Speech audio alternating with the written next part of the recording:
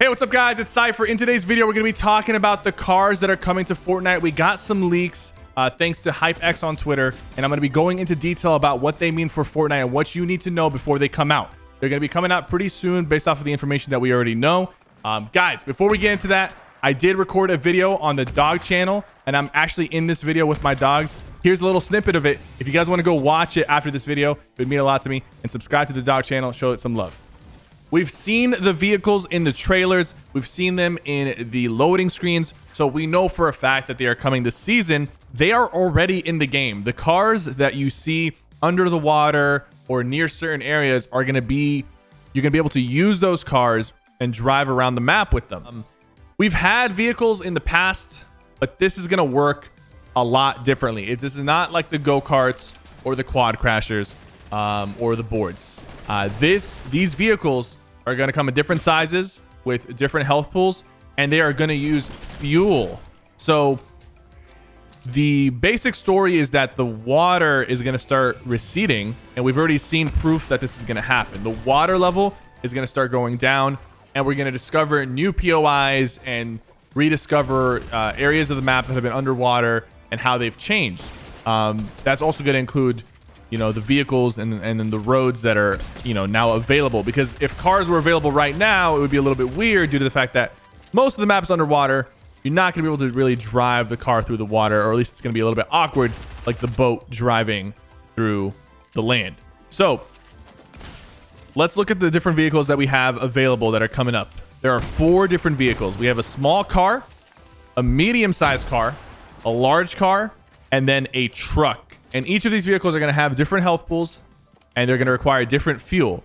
And the fact that these vehicles are going to require fuel means that most likely there's going to be a way to refuel the vehicles, most likely through the gas stations.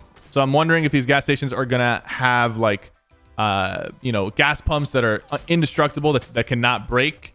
And I'm curious as to how the refuel mechanic is gonna work. Is it going to be like a quick stop where you can just stop by the gas station for like 10 seconds and your car is back up to full? Or is it going to require like a 20-30 second charge up time? Do you have to park near the gas station, or do you have to jump out of the car and actually like use the gas pump? I'm not sure exactly how that's going to work. But if I had to guess, there will be a mechanic to refuel your car with gas. And speaking of the, you know, gas requirement, we have done the math and we figured out how long each vehicle can drive nonstop before it has to refuel.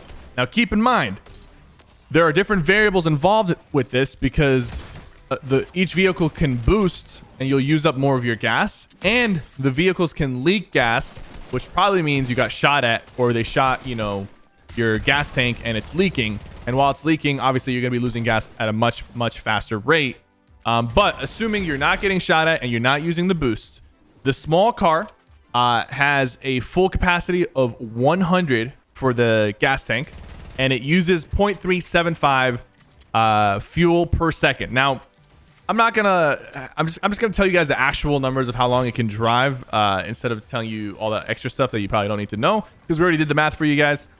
So the small car is gonna be able to drive for 4 minutes and 24 seconds, assuming you are not boosting and you're not getting shot at, so you're not leaking gas. 4 minutes, 24 seconds nonstop. The medium and large car both will be able to drive for 3 minutes and 20 seconds nonstop. They both have the same, you know, values, but it's a little bit different. I'll get into that in a second.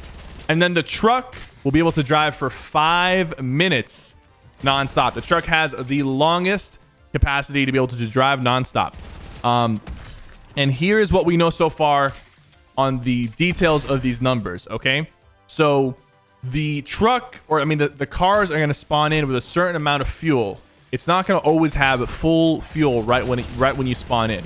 It's going to go anywhere from 40% to 100% fuel, just depending on RNG and randomness. So it's not always going to be the same amount. On top of that, when you are boosting with the small car, it's going to use 5 fuel per second while boosting. So you're going to have the option to drive really fast and accelerate, but you're going to use 5 fuel per second versus the 0.375, which means with the small car, you can only boost for 20 seconds before you're completely out of fuel. So you're going to have to use that wisely. We don't know exactly how fast these vehicles are going to move with and without the boost. But with such a harsh penalty for boosting, I'm assuming the boost is going to have a really, really fast push to it, similar to how the quad crasher used to boost.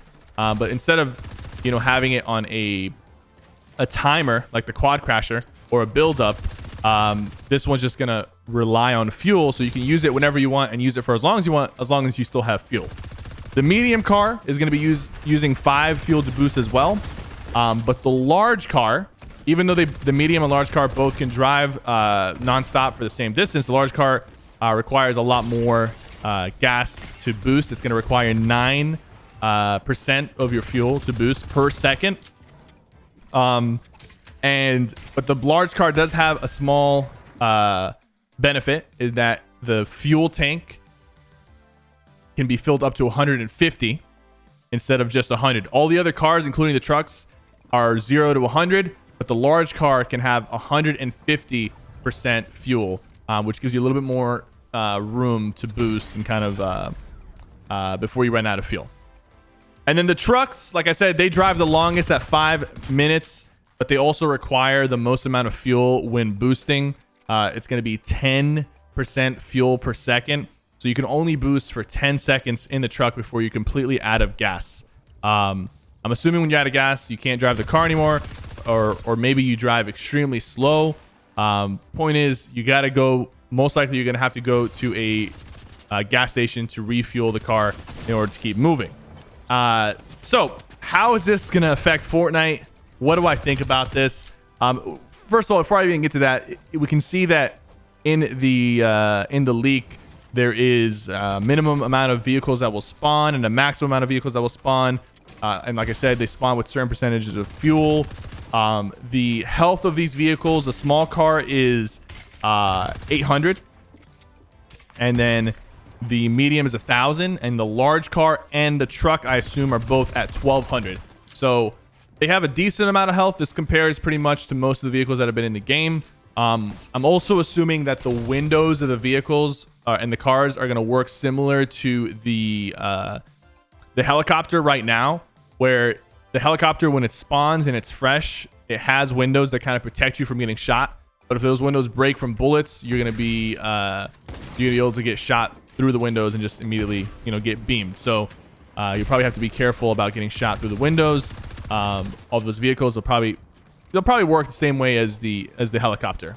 So guys, this is gonna be a really good change for the game, because you know, we've been asking for mobility for a long time, and it's clear that Epic is finally listening and doing a lot of changes that we've been asking for as a community. So we do have a lot more mobility this season, but now more than ever, we're gonna have the consistency of these vehicles that are spawning. One thing that's still kind of missing at times is certain locations on the edge of the map. You end up landing there and not really having a good time, mainly because of the fact that you might not have a guaranteed mobility option. You might not have a guaranteed boat or a geyser or a launch pad. I remember back in the Chapter 1, Season 1 map, I used to land Snobby Shores. And every time I landed in Snobby, I would, you know, loot up. And then there would be a guaranteed quad crasher. And I would take that quad crasher and just fly to the circle. Wherever the circle is, the circle could have pulled all the way across the map. And I could fly across the map and I'm good to go. That does not happen as much anymore. There are certain locations where you're just too far in the edge of the map and you're not able to guarantee that you're gonna be able to rotate without taking a lot of storm damage. Even with all the mobility we have right now, it can still be problematic. The storm can still end up getting you killed. But now we're gonna have these guaranteed cars that are probably gonna spawn in certain locations all over the map. And you're gonna have the option to at least hop in these cars and run away from the storm if you need to, or rotate and maneuver. And they don't seem like they're going to be too overpowered. You're probably going to be able to run people over with them and maybe do like 50 damage, maybe 100 at most if it's like direct hit. But with the way you're going to be able to get shot at even while you're in the vehicle, and the way you're going to run out of, you know, fuel and gas even while you're in the vehicle, you know, you're probably not going to use it that offensively. Maybe you drive by, jump out of the car and start building and cranking against players. That's most likely how it's going to go down from what I can tell.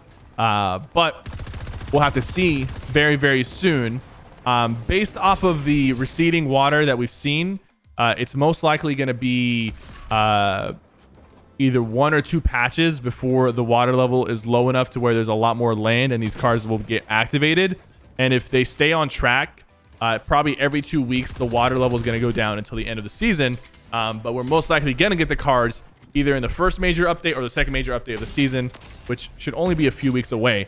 Let me know what you guys think about the car update that's coming up. Let me know what you guys think about the numbers that we talked about today and how you feel about the mobility that's coming to the game. I'm personally really excited to see how it plays out. Finally, a breath of fresh air, something a little bit different to get the pace of the game moving a little bit faster. Thank you guys so much for watching. If you guys like these type of discussion videos, like this video, hit that subscribe button. Like I said, creator code SypherPK in the item shop. I'll see you guys next time.